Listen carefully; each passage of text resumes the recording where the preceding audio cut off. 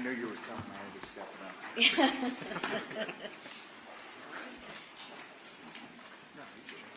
Well, good morning, everyone. Welcome to day 23 of the Democrat shutdown. And today, you all know, we have a special guest with us. We're delighted to welcome back to Congress U.S. Secretary of Transportation Sean Duffy. I enjoyed serving with him during my first few years here, and we're grateful he's serving our country in this very important position right now in these very challenging times. He's a very busy guy, but he'll give us a few minutes to give you an update here in just a moment. You'll hear directly from him about the very real and consequential ways that Americans are suffering right now because of the shutdown. I just wanted to give you a brief update, and then I'll turn it over to the Secretary. But by way of review, the reason that my colleagues and I have come in here every morning now during this painful Schumer shutdown is because we have to share the facts and we have to share the simple truth with the American people. And why is that? Because the Democrats are working overtime to try to hide those facts and to try to distract from the very simple truth here. They want you to forget that just 5 Senate Democrats could reopen the government today. All we need is 5 of them. They try to pretend that their counter-proposal deal doesn't reinstate free health care for illegal aliens, $200 billion of taxpayer funds. They try to pretend that their counter-proposal would not send billions of dollars in wasteful spending for social projects in foreign countries overseas. They don't want you to look at the facts. They don't want you to look at the paperwork that they themselves filed as the counter-proposal. And they refuse to admit that this entire shutdown is one big political game to satisfy the radical Marxist base of their party. But that is exactly what is going on. And I want to be absolutely clear about this. Democrats would not have shut the government down this time if their political careers did not depend on it. And that is not some Republican talking point. That is the objective truth. If it wasn't already abundantly clear, the number 2 Democrat in the House yesterday openly admitted to that fact. Katherine Clark is the House Democrat whip. She works right under Hakeem Jeffries as the number 1 Democrat, and she was in an interview and she said to one of your colleagues sitting here on the front row, quote, "Of course there will be families that are going to suffer, but this is one of the few leverage times we have," unquote. It's shocking to hear them say that out loud. By her own admission, she knows that the American people are suffering. Democrats know that millions of federal workers are desperate for their paychecks. They know that thousands of flights have been delayed. They know that SNAP benefits and nutrition assistance for women, infants, and children are in jeopardy for millions of American families. And yet, they don't seem to care. But you know what? Take heart, America. Take heart. Because all your suffering is for a good cause. It's for the Democrats' political leverage. That's what the number 2 Democrat said here yesterday. It is utterly shameful. The obvious truth is that only a Democrat could get away with saying such abhorrent things without the media batting its eye. I guarantee you, if the tables were turned, if the Republicans were the ones holding the country hostage and openly admitting to it, it would be absolutely explosive. It would be wall-to-wall coverage, and everybody in this room knows that. Every single mainstream media outlet, every newspaper in America, every single day would have that on the top fold as the big headline. But of course, that's not what's happening right now. Coverage of all this has been sporadic and almost every time spun to try to somehow favor the Democrats who have put us in this mess. Democrats own this. They have said so themselves, and you just have to listen to their own words. Don't listen to us. Chuck Schumer himself said infamously, "Every day of the shutdown gets better for us," meaning the Democrats. And then you had the Democrat whip here say yesterday, openly admitted, they're holding the country hostage for their political leverage. They've been showing up at work without pay. And news reports have suggested that these men and women are seeking outside employment just to keep their families afloat. Some of them are working these long shifts, and then they're hopping in a car and driving for Uber, or they're delivering for DoorDash all night. And you just have to think about what a heavy thing that is. These men and women have one of the most stressful jobs in America. They cannot be 99.5% accurate or 99.9% accurate. They have to be 100% accurate 24 hours a day, 7 days a week. And now they're being forced to work longer hours, take on multiple jobs, and maintain the same level of excellence, again, all while Democrats hold their paychecks hostage. This is what one air traffic controller said in their own words in an article, quote, "The financial anxiety doesn't just hurt morale, it directly affects safety. When someone responsible for thousands of lives a day is worrying about whether they can pay rent or feed their kids, focus suffers. Controllers were already underwater with pay and staffing before the shutdown, and now we're drowning," unquote. As a reminder, and this is pretty ominous, but you remember the article a few days ago where the Democrats were quoted saying they won't reopen the government unless, quote, "planes are falling out of the sky," unquote? We pray to God it doesn't come to that, obviously. But the longer the shutdown goes on, and as fewer air traffic controllers show up to work, the safety of the American people is thrown further into jeopardy. Now, I'm heartened that we have a leader like Secretary Duffy. He has an extraordinary team. We have extraordinary air traffic controllers in this country, and they are maintaining the safety against incredible odds. But right now there are 13,000 air traffic controllers and more than 50,000 TSA officers who are showing up to work without pay. Our Secretary Duffy is doing a great job to triage this, but he noted that normally just 5% of flight delays are the result of staffing shortages. Right now that number, at least 2 days ago, was 53%. According to online flight tracking databases, there were 19,000 delayed flights from Saturday to Monday, and an additional 1,600 canceled flights during that same period. That number is only going to increase as the Democrat shutdown continues, especially as air traffic controllers are set to miss another paycheck on October 28. We are rounding into a holiday season, as we all know, and we're in the middle of the height of the football season. This is peak travel time for the U.S. Hundreds of thousands of Americans are going to travel to football games this weekend, for example. And if the current trajectory continues, many Americans could miss watching their favorite teams and reconnecting with friends and family. So football fans, hey, if you're stuck in the airport this weekend while your favorite team is about to kick off, you can blame the Democrats for that, all right? They own this shutdown and they own the consequences too. So now here to share this firsthand perspective, some of the ways this shutdown is stretching thin American air travel and all of our air infrastructure is our extraordinary Secretary, Sean Duffy. And then after he speaks, you will hear from the chairman of Transportation and Infrastructure, our committee here in the House, our good friend Sam Graves. Mr. Secretary, thank you so much for your time. Thank you, Mr. Speaker. First off, I want to thank the Republican leadership team and Republicans in the House for your votes to keep the government open, keep the government funded. Usually this is a House problem. It's in the Senate right now. The Senate can't find the votes to keep the government open, and it's Democrat votes. And I thought you made a really good point, Mr. Speaker, that I do think in the Democrat senators' hearts, they want to vote to open the government up. They don't want to hurt the American people.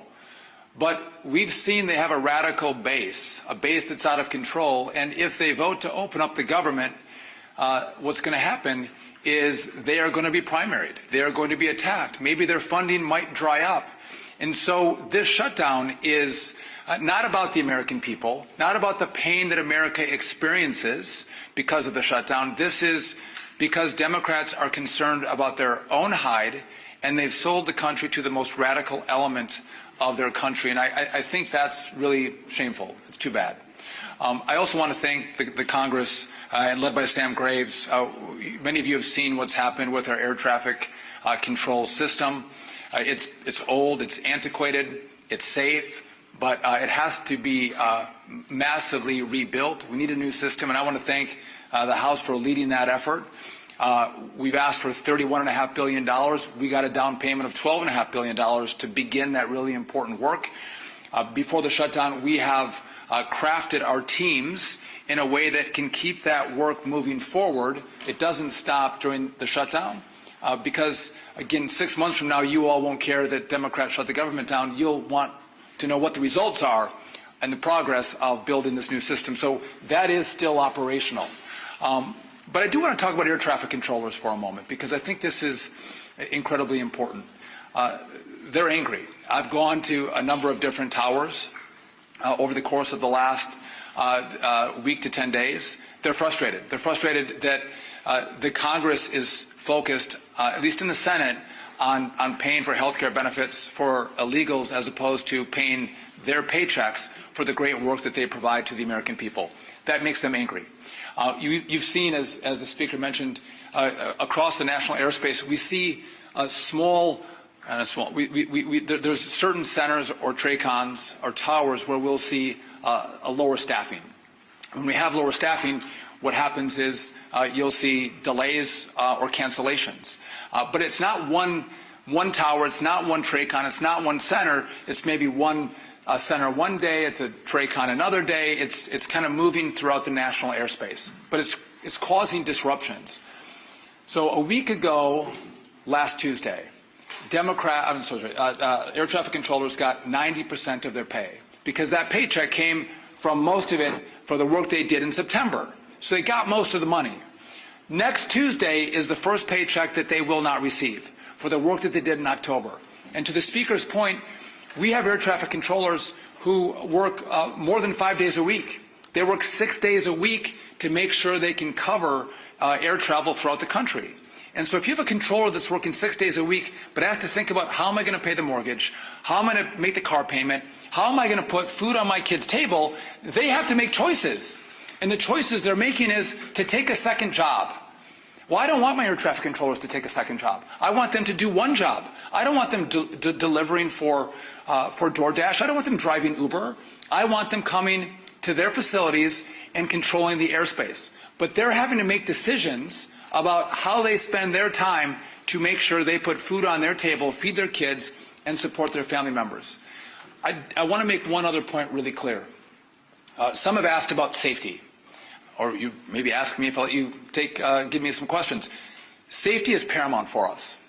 And so if we don't have the staffing levels in a tower, TRACON, or center, you will see us delay traffic. You will see us cancel flights. Because I want you to get to where you're going. I want America to get to their destination and get there safely. And it's not moving as many flights as possible. It's moving as many flights as possible safely. That is our mission. That is our number one goal. And if we can't do that, you'll see the flights come down. You will see the delays and you'll see the cancellations. One other problem that I want to address that we're seeing now in the shutdown, you've seen that we don't have enough air traffic controllers. We're 2,000 or 3,000 air traffic controllers short.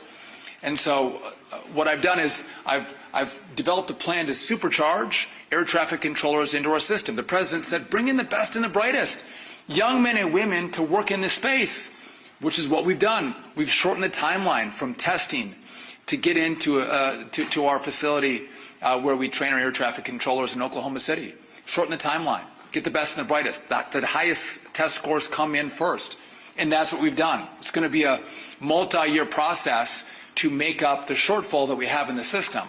But I'm getting word now from Oklahoma City where I have young air traffic controller students who are now telling me, what the hell am I doing? Why am I going to take this job? They're thinking about leaving the academy, smart young men and women, because they don't want to work for a system that won't pay them, that doesn't guarantee them a paycheck.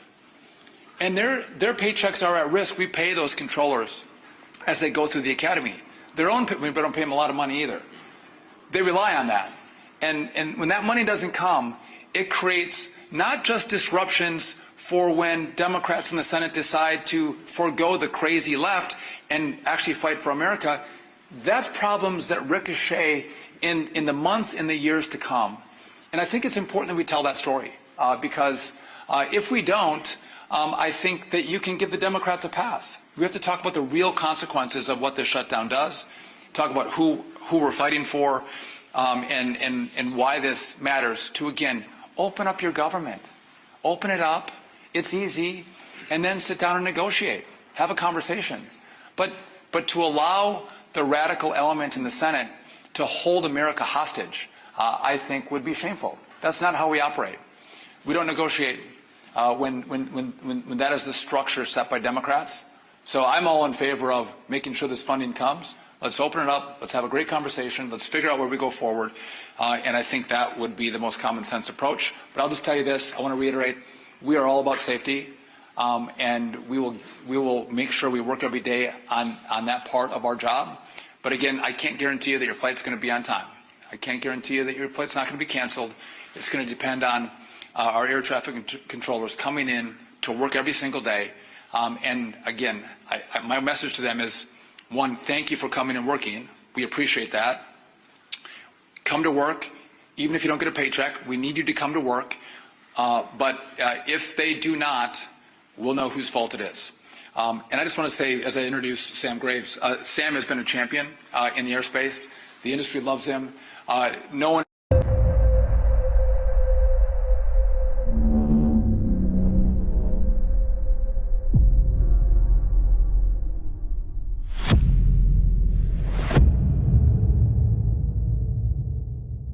Right now, and again, I appreciate the leadership team here as well. Even guys from Minnesota are okay too. So, thank you. Thank you, guys. Thanks, Mr. Secretary. As chairman of the Transportation Committee, I do want to point out what has already been pointed out, and that is our skies are safe.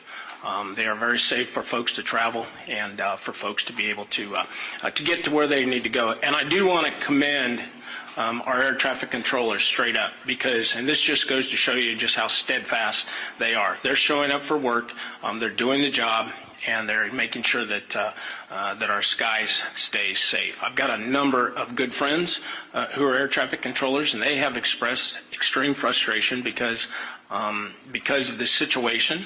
They're worried about getting paid. They're worried about, as was pointed out, meeting that mortgage and being able to make the car payment or whatever the payment is that they have to do, or take care of their family. Something as simple as that. I do want to commend the Secretary and the President for filling all of the open seats at the Academy in Oklahoma City. They hit their quota of 2,000 new air traffic control students that are learning, and I want to commend them on increasing the pay for students going to the Academy. It's needed, and it's also needed to be able to attract the best and the brightest that are out there. As the Speaker pointed out, this is political gamesmanship on Senator Schumer's part, and it's unfortunate that he's weaponizing the air traffic controllers and he's weaponizing families as we go into the holiday season. When it comes to those delays that will ultimately probably happen, and the cancellations that are probably going to happen. And as the Secretary pointed out, we need to remember who it is that is causing this and why they are causing this. This is political games. All we need to do is pass the clean CR so we can move forward and then talk about these things that need to be talked about. So, thank you. Mr. Leader. Thank you, Sam, and appreciate the job that our chairman of the Transportation Committee is doing. Really appreciate the job that our Secretary of Transportation, Secretary Duffy, has been doing, and especially want to thank those air traffic controllers who are showing up to work. Work that even in normal times is an incredibly stressful job. You know, as you can imagine, at any airport in America, but especially the busy ones, you might have dozens of flights coming in and out every single hour. And their job is to manage those flights so that everybody on those planes lands or takes off safely and gets to their destination safely. That's their job, that's their priority, it's their passion. And yet, when you add to that, again, in normal times, an incredibly stressful job, when you add to that the uncertainty of whether or not they're even going to get paid, well, they still have the obligations of paying their house note, their rent, their car note, putting food on the table. Adding that extra level of stress to an already stressful job is really straining the system. And so, as Secretary Duffy talked about, some have taken to get second jobs, jobs that take them away from their current job. It's led to flight delays. It's led to real hardships for American families. As we're approaching Easter, Thanksgiving in just a couple of weeks, imagine you're planning your Thanksgiving vacation to go see your family somewhere else, maybe a kid returning from college to go see their family for the first time in a few months, and you don't know if the flight is going to be scheduled, if the flight's going to be on time, if you're going to be able to make it home. This is unnecessary, and people are starting more and more to ask the question, why is this going on? Why do Democrats continue to vote no? Not on a bill that solves all of our differences, a bill that just keeps the government running, puts the food on the table of those air traffic controllers while we negotiate our differences. That's all we're talking about, a clean CR, a bill that just lets us keep the government running while we still negotiate the big differences we have. And more over the last few weeks, you've heard Democrat senators say it out loud while they're casting no vote after no vote after no vote. Hundreds of times, by the way. Over 600 times, Democrats in Washington have voted to shut the government down. Think about that. Over 600 times between the House vote, the Senate votes over and over again as if it's just some repetition. All it takes is 5 Democrat senators to have the courage to say, let's just open the government back up again so we can negotiate our differences. But they're starting to say publicly what we've said out here, what they've been saying privately, is they're scared to death of their far left radical base. That's why the Democrats did it. It has nothing to do with policy differences. That's what we can negotiate when the government's open. And everybody knows that. And so why are they doing it? And here we go. And you heard the speaker talk about it. But you had the House minority whip. Quote, shutdowns are terrible, of course. There will be families that are going to suffer, but it is one of the few leverage times we have. Leverage. Schumer, of course, quote, every day gets better for us. Who's us? It sure isn't the American people. It sure isn't those air traffic controllers who are working 6 highly stressful days managing safely our air traffic control system while then they leave that job to go drive for Uber or for DoorDash. That's not a better day for them, but boy, Chuck Schumer's happy. Bernie Sanders, quote, you reopen the government and we lose our leverage. That's what this whole shutdown is about, close quote. That's Bernie. Leverage. You hear it over and over again. The American people, especially federal workers, are considered by Democrats to be leveraged, to be pawns in their game. Senator Coons, quote, the point of this shutdown is not just suffering for suffering's sake, but to make a point. What point? A point that you can cause suffering on other people so you can get leverage to go back home to Los Angeles or San Francisco or New York City and show the socialists, look at me, I've made Donald Trump, have to go and move some money around to figure out a way to pay federal employees. I'm creating chaos in Washington. That's what they want to do. That's their leverage, so they can get some pat on the back from socialists and Marxists who want chaos in America. It's disgraceful. And everybody knows it, but they don't care. They don't care because as long as they're appeasing the radical base, that's what their leverage is all about. The American people to Democrats are considered pawns for leverage to go and make the far left radical base look like they're fighting Donald Trump. And I'm going to finish with this. Air traffic controllers, again, as Secretary Duffy, as Chairman Graves have talked about. Right now, 13,000 air traffic controllers are working without pay. 13,000.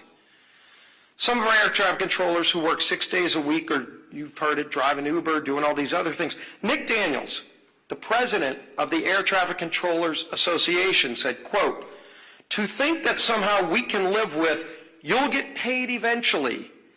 That doesn't pay the controllers. That doesn't pay the mortgage. That doesn't pay gas. That doesn't pay the food bill.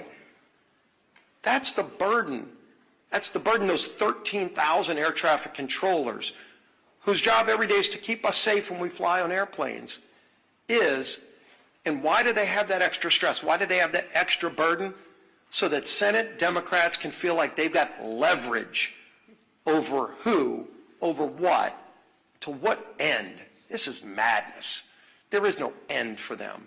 They just think this is some kind of game and the American people are pawns in that game. It's got to end. Our whip, Tom Emery.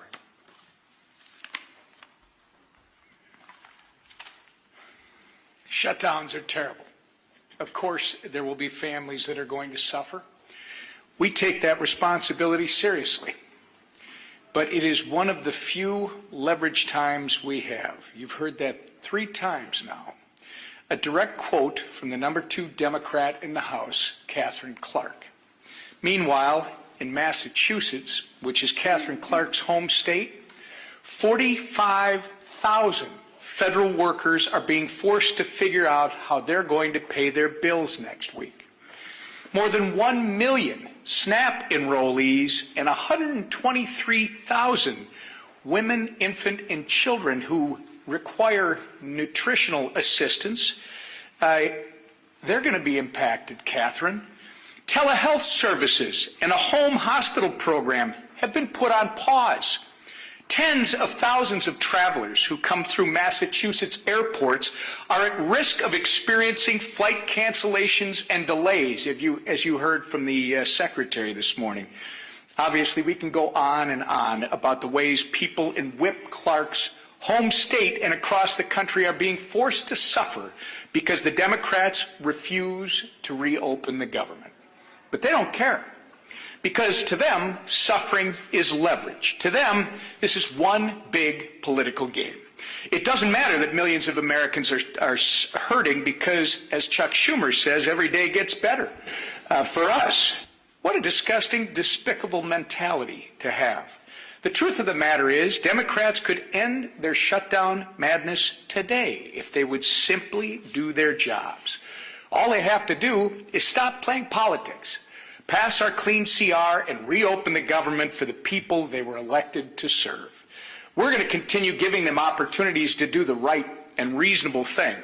The question is not whether they are able. The question is whether they are willing. I hope they come to their senses soon. But until then, we're going to hold them to account, and we expect everyone in this room to do the same. Lisa McClain. Thank you, and thank you, Sam, for being here today, and thanks, Secretary Duffy, for being here as well to talk about the reality of the air traffic. Why are Republicans upset about it? Everybody should be upset about it. I mean, this is what she said, the second highest ranking Democrat in Congress. This is what she said yesterday. Congresswoman Clark admitted, and I quote, "Of course there will be families that are going to suffer. But it's one of the few leverage times we have." Let that sink in for one moment. They are admitting, she is admitting, yes, American families are going to suffer. But we got to use you as leverage. Let that thing sink in. Does that not outrage anybody? I'll tell you who it does outrage, the American families that are actually suffering. So let me share this with you. And what I need you to ask them is, what are they suffering for? So what are the Democrats using the American people suffering for? What leverage are they using that for? Well, let me tell you. To push their $1.5 trillion in wasteful spending, to fund health care for illegals, the Democrats think it's right for the American people to suffer so that we can deliver Sesame Street to Iraq. Sesame Street in Iraq? Democrats, Catherine, she thinks that's all right to have the American people suffer for that. Someone connect those dots for me. I mean, seriously. I hope to God you are asking her why. Because the questions that I get is, why do you think that's bad? Are you kidding me? I mean, we have lost our minds. They've lost their minds. It's disgusting and it's insulting, right? They want to bankroll LGBTQ propaganda in South America on the backs of Americans suffering. Again, let that one sink in. And you know what?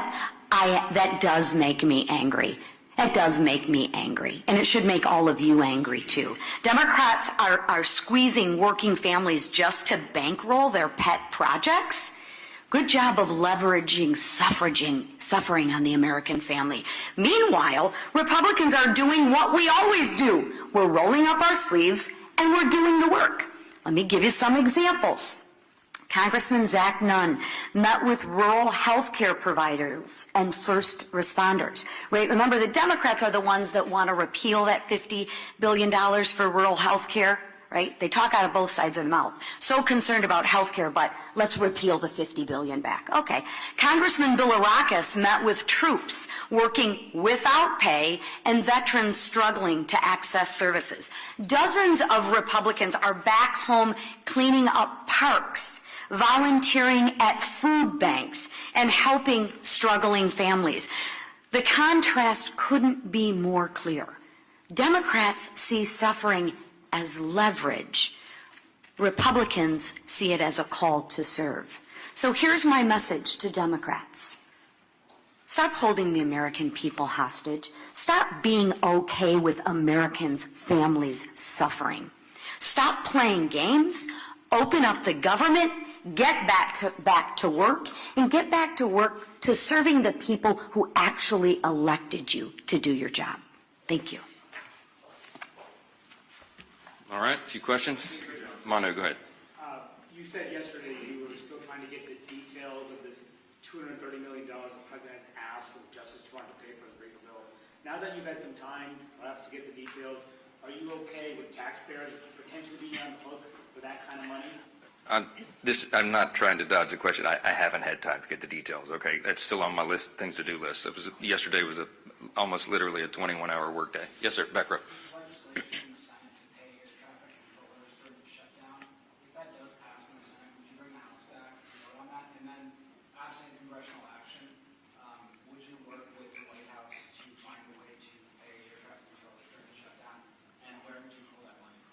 Well, let me answer the questions in reverse order. We did work with the White House to get air traffic controllers paid. It's called the Clean CR. We passed it in the House September 19th. By my count, it's 33 days ago. It's been... Yep. Yes, yes. They're trying to find... The White House has bent over backwards to mitigate the harms to the American people. We got WIC funded by a bootstrap in a 1930s era statute regarding tariff revenue. He found unobligated funds in the R&D accounts at DOD to get the troops paid in the middle of October. But we're running out of resources. They're running out of creative ideas, and there is not an existing pot of money that could cover the air traffic controllers' salaries right now. And so that is why we have to get the government reopened. Again, make sure that all these people are covered. They want all essential workers and all these categories to actually get their paycheck, even if the Democrats keep the government shut down. We are told that the Democrats have vowed to vote no on that measure. So they will not vote today. That's what we understand to be the case. They will vote against restoring paychecks to troops, Border Patrol agents, air traffic controllers, TSA agents, and all the rest. And it's unconscionable to us, but again, it's another step in their political game as they're using all of these people, hardworking Americans and their families, as leverage for their political purposes to cover their own tails with the radical left. Jed. If it's so important to pay the air traffic controllers, you said you want to see what happens in the Senate. Why wouldn't you commit right now and say, we're going to have the House back in session and we're going to vote? Because you know as well as I do, sometimes when one body moves something, it gives emphasis to the other body. Well, no, I don't know that. We just demonstrated it's not true, Chad. We passed the CR to get everybody paid. If I brought everybody back right now and we voted on a measure to do this, to pay essential workers, it would be spiked in the Senate. They're going to show you this afternoon that they would spike that bill. So it would be a waste of our time, and it would take the pressure off Chuck Schumer to get his job done and open the government again. This is what's so infuriating to us. Yes, sir. You said yesterday that this needs to be assessed on a day-by-day basis. Now we're on day 23. Has the needle moved at all between the last 24 hours and what's it look like the next week or so? Well, look, we do assess it day by day, hour by hour, because if you remember, the original CR was going to extend and allow 7 additional weeks for us to finish the appropriations process to November 21. Well, now they've eaten up, the month of October, and we're getting closer and closer to that deadline, and so it is something that we take into account. It's a day-by-day evaluation. I will tell you that appropriators are working right now, even though we're not on the House floor, and they're preparing the next batch of bills, and there's discussions going on at the leadership level and among appropriators across chambers and across the aisle, because they're serious people that understand we have to do serious work. And so we continue to evaluate it. But our plea today is to the Democrats. Please, 5 centrists in the Senate, do the right thing. You know what the right thing is. Play the tape. You can find a floor speech or media interview with every single Democrat in the Senate. Every single one of them have given impassioned speeches. We could come up here in lieu of a press conference and show you their own words where they say that this should never happen, that it would be harmful to the country and harmful to people, and now they're saying they don't care. They know better. They know in their hearts this is wrong, and we're asking them to stop it. Back row. Last question. Speaker Johnson, Louisiana and a lot of other states have foreign SNAP recipients that won't get benefits next month. Yep. Reportedly, some Republicans are considering a bill standalone on that. If they did pass it, would you be open to doing so here? If the Senate passes the bill, then the House will address that. I talked to my governor, Governor Jeff Landry in Louisiana, who greatly laments.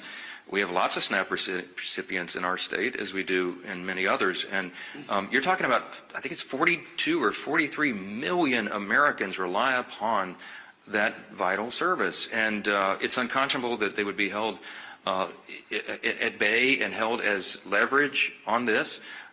That's the pain that Chad Pergram asked Whip Clark yesterday, the pain that American families would suffer. And she said, yeah, it's regrettable, but hey, this is our time of leverage. We just let their own words speak for themselves. We're not for that. The Democrats are. I'll leave you with this thought. Republicans have now voted 13 times to open your government. The Democrats have voted 13 times to close it. The Democrats own this shutdown and all these horrible consequences, and you need to remind them of that. Thank you.